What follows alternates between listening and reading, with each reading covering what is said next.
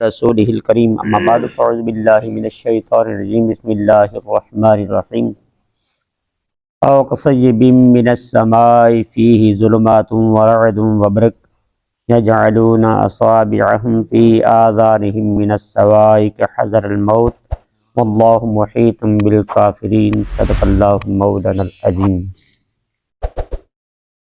نبی پاک صلی اللہ تعالی علیہ وسلم آپ کے لیے ارشاد گرامی کا مفہوم ہے کہ جو بندہ چاہے کہ قیامت کے دن اس کے قدم پل صراط پر ثابت رہیں، لڑکھڑائے نہیں، تو فرمایا پھر وہ مجھ پر دنیا میں رہتے ہوئے کثرت سے درود پاک پڑھے صلی اللہ علیہ وسلم محمد وآلہ وسلم۔ اس سے پہلی آیت میں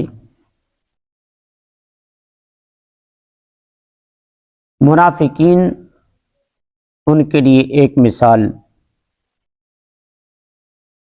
اور اب اس آیت پاک سے دوسری مثال کا ذکر کیا جا رہا ہے۔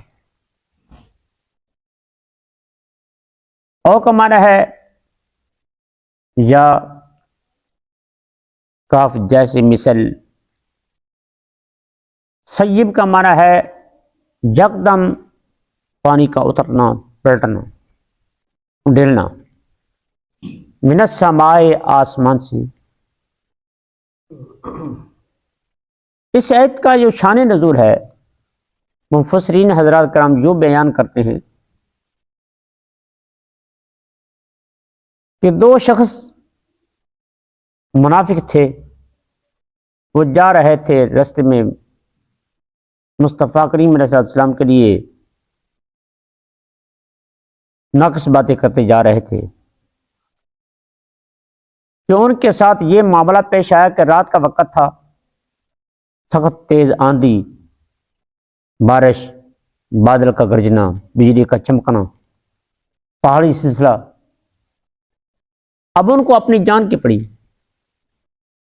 تو وہ کہنے لگے کہ ہم پر یہ مصیبت اسی وجہ سے آئی ہے کہ ہم جو ایسی ناجائز باتیں کر رہے تھے، تو اگر ہمیں اللہ تعالیٰ اس مصیبت سے بچا لے تو ہم جا کر مصطفیٰ کریم علیہ السلام کے ہاتھوں میں ہاتھ دے کر پکی توبہ کر لیں گے۔ تو اس واقعے میں ان کا ذکر ہے، اللہ تعالیٰ نے پھر ان کو نجات فرمائی اور پھر وہ مخلص مومن بن گئے۔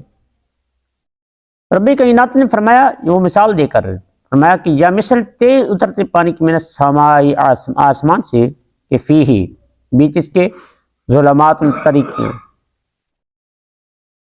ورائد اور کڑک آسمان، بادل کا گرجنا، مبرق اور بجلی کی چمک، یجعلون اصابعهم فی آذانهم من الصواعق حذر الموت۔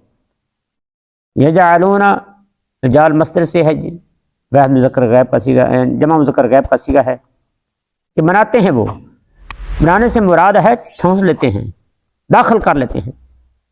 اصابعهم، اصابع اصبع کی جمع ہے جس کا معنی ہے انگلی، تو ہم یہ ضمیر ہے، فرمایا کہ انگلیاں اپنی کو وہ مرا لیتے ہیں، ٹھونس لیتے ہیں۔ فی آذانہم، فی معنی ہے بیچ، آذان عذر کی جمع ہے، اس کا معنی ہے کان، ہم اپنے میں، یعنی فی آذانہم بیچ کانوں اپنے ہی، یعنی اپنے کانوں میں وہ انگلیاں داخل کر لیتے ہیں، کس لیے؟ من الصواعق کی کڑک سے، حذر الموت ڈر موت سے، ان موت سے ڈرتے ہوئے۔ جب بجلی گرجتی ہے نا، بادل گرجتا ہے، تو اس کڑک کی وجہ سے کہ ہمیں کہیں اس کڑک سے موت نہ آ جائے، تو فرمایا کہ وہ اپنے کانوں میں اپنی انگلیاں داخل کر لیتے ہیں۔ واللہ محیط بالکافرین، اور اللہ کافر گھیرنے والا ہے، بالکافرین کافروں کو، اللہ تعالیٰ کافروں کو گھیرنے والا ہے۔ فرمایا وہ اپنے ایک کر تو رہے تھے اپنے حساب سے کہ اپنے کانوں میں انگلیاں داخل کر لیتے تھے اپنے آپ کے بچاؤ کے لیے، لیکن اللہ فرماتا ہے یکاد البرق یخطف ابصارہم، قریب ہے کہ بجلی یخطف اچکلے ابصارہم، آنکھوں کی، یعنی آنکھوں کی بصارت کو بجلی جو ہے وہ اچکلے۔ کیونکہ تیز روشنی سے آنکھوں کی بصارت اس کو نقصان ہوتا ہے. جس طرح کہ ویلڈنگ وغیرہ کر رہے ہو نا، تو ویلڈنگ کی جب ہو رہی ہوتی ہے آپ اس کی طرف دیکھیں تو اس کی شعاع اور اس کی چمک جو ہے وہ اتنی تیز ہوتی ہے کہ انسان کی آنکھوں کا جو نور ہے وہ ختم ہو جاتا ہے، آنکھوں کو تکلیف ہوتی ہے.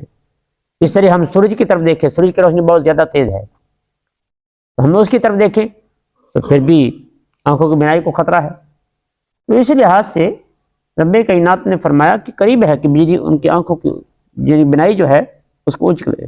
کلما، جب کبھی اضاء لهم مشوا فیہ، جب کبھی روشن ہوتا واسطے ان کے تو چلتے ہیں فی بیچ اس کے. بجلی چمکتی ہے، پہاڑی سلسلہ ہے، فرمایا جب چمکتی ہے تو اس میں چل پڑتے ہیں، رستہ جب تھوڑا سا نظر آتا ہے.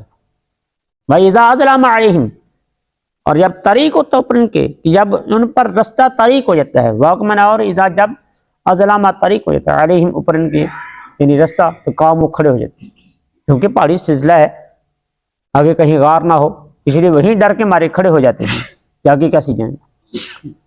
اس طرح ہی منافقین کی مثال ہے کہ جب تھوڑی سی ان کے موافق بات ہوتی ہے کہ اللہ رسول کے کرم پر ان کو تھوڑا سا چلنا نصیب ہوتا ہے تو وہ چل پڑتے ہیں. جو ہی قرآن مجید کی آیت نازل ہوتی ہے یا ان پر وعید اور ڈانٹ ہوتی ہے تو فوراً وہیں پہ کھڑے. تو فرمایا وَلَوْ شَاءَ اللَّهُ لَذَهَبَ بِسَمْعِهِمْ، ولو، اور اگر شاء چاہے، اللہ اس میں جلال ہے، جلالی ہے، جلالت ہے کہ اگر چاہے اللہ تو لذهب، ضرور لے جائے، بِسَمْعِهِمْ، کان ان کی. سما کہتے ہیں کانوں کی سماعت کو، قوت سماعت کو. فرمایا کہ وہ اگر چاہے تو ان کے کانوں کی قوت سماعت جو ہے اس کو لے جائے. ابصارہم، اور آنکھیں ان کی. اس سے ویسے عین ان کا معنی آنکھ ہوتا ہے، یہاں ابصار کی مراد ہے آنکھوں کی جو بنائی ہے. میں اگر اللہ چاہتا تو ضرور ان کے کانوں کی سنائی کو اور آنکھوں کی بصارت کو لے جاتا. ان اللہ علی کل شیء قدیر، بے شک اللہ پر ہر چیز کی قادر ہے. اللہ ہر چیز پر قادر ہے. وہ چاہے تو کانوں کو، آنکھوں کو، زبان کو اس کی قوت چھین سکتا ہے. وہ ہر چیز پر قادر ہے، متقادر مطلق ہے، اس کا کسی کی کیا مجال. لیکن یہ تو اس کا کرم بالائے کرم ہے نا، کہ وہ ایسے حالات میں بھی پھر بھی کرم کیے ہوئے ہے، وہ انسان کو ادھورا نہیں چھوڑتا. اللہ تعالی ہمیں قرآن و حدیث پر عمل کی توفیق عطا فرمائے اور سنت مصطفیٰ علیہ السلام پر ختم نصیب فرمائے. وما علیہ الا البلاغ المبین.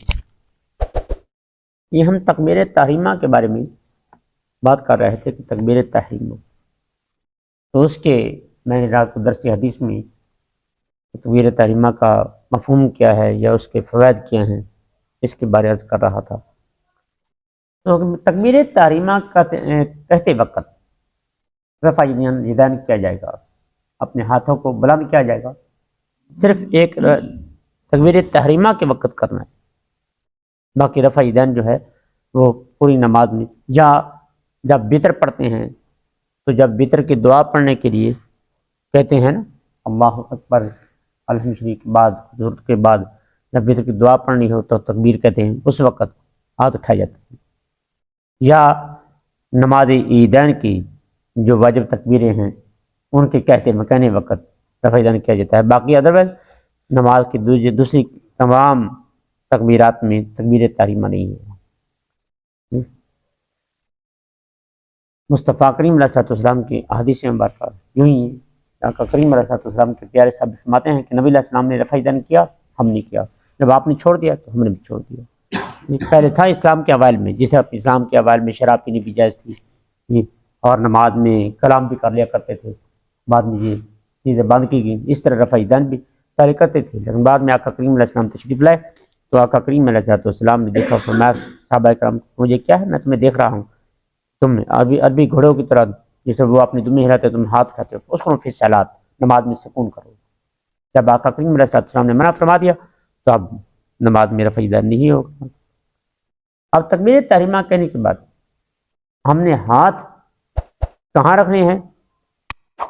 دایاں ہاتھ اوپر، بایاں ہاتھ نیچے، اور ہاتھ رکھنے کا طریقہ یہ ہے کہ اس اپنی چنگڑی سے اور اپنے انگوٹھے سے اپنی اس طرح یہ کلائی کو پکڑیں گے، اور یہ ہمارے ہتھیلی جو ہے یہ اس بائیں ہتھیلی کے اوپر آئے گی، اور یہ 3 انگلی جو ہے یہ اس پھٹی کے بازو بائیں بازو جو ہے اس کی کلائی کے اوپر یہ 3 انگلیاں آئیں گی، اور یہ ہم ہاتھ باندھنے کے ناف کے نیچے تحت سرۃ، حدیث پاک میں الفاظ آتے ہیں کہ نبی علیہ السلام کی جو صحابہ کرام فرماتے ہیں کہ ناف کے نیچے آقا کریم علیہ السلام اور صحابہ کرام سین صدیق اکبر حضرت عمر فاروق حضرت عثمان غنی علی مرتضیٰ رضی اللہ تعالیٰ عنہم اجمعین تمام ناف کے نیچے اپنے ہاتھوں کو باندھا کرتے ہیں، اور یہی حکم مرد کے لیے ہے کہ وہ اپنے ناف کے نیچے اپنے ہاتھوں کو باندھے۔ اب جب تکبیر تحریمہ کہہ کہ اپنے ہاتھوں کو باندھ لینا ہے ناف کے نیچے، اس کے بعد اب قرات کی باری آتی ہے کہ قرات میں فرض کیا ہے، واجب کیا ہے، سنت مستحب کیا ہے، یہ انشاءاللہ تعالی رات کو اور صبح باقی بیان کریں گے۔ ہاں، عورتوں کے لیے حکم ہے کہ وہ میں نے کل بھی بتایا تھا کہ عورتوں کے لیے حکم ہے کہ تکبیر تحریمہ کہنے کے بعد آپ نے سینے پہ اس طریقے سے اپنے ہاتھ کو رکھیں گے، ٹھیک ہے، کیونکہ عورتوں کے لیے یہی موضوع ہے، اور کیونکہ عورت کے لیے شرم و حیا ہے، تو شریع ہر پہلو میں عورت کی چند نماز میں ایسے مواقع ہیں، ایسی جگہ ہیں جہاں پہ عورت اور آدمی کے نماز میں اختلاف ہے، جس طرح کہ سینے پر ہاتھ باندھنے میں تکبیر تحریمہ کے بعد، اس کے بعد پھر رکوع میں بھی طریقہ عورتوں کے لیے کچھ تھوڑا سا اور ہے، اس طرح ہی سجدے میں بھی اور ہے، پھر بیٹھنے کا طریقہ بھی اور ہے، تو عورت کو ہر لحاظ میں اس کی شرم و حیا جو ہے اس کو مد نظر رکھا گیا ہے، کیونکہ اسلام تمام اسلام جو ہے دین اسلام یہ حیا پر مبنی ہے، اس لیے مردوں کو اپنی جگہ پہ یہ حیا کے اندر رہتے ہوئے اور عورتوں کو اپنی جگہ پہ اسلام تعلیم فرماتا ہے۔ اللہ تعالی حق کی توفیق عطا فرمائے۔